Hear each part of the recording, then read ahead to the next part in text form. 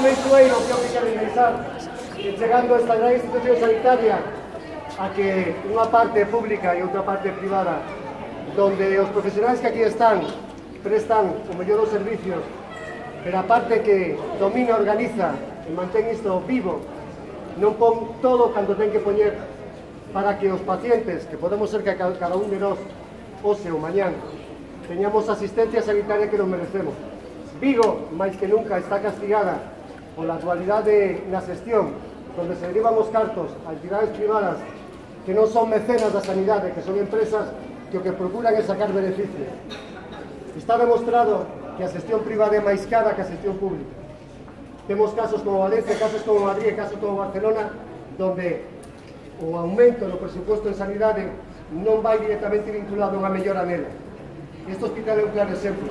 Temos un gran hotel. ¡Ambulancia! ¡Ambulancia! ¡Ambulancia! ¡Ambulancia!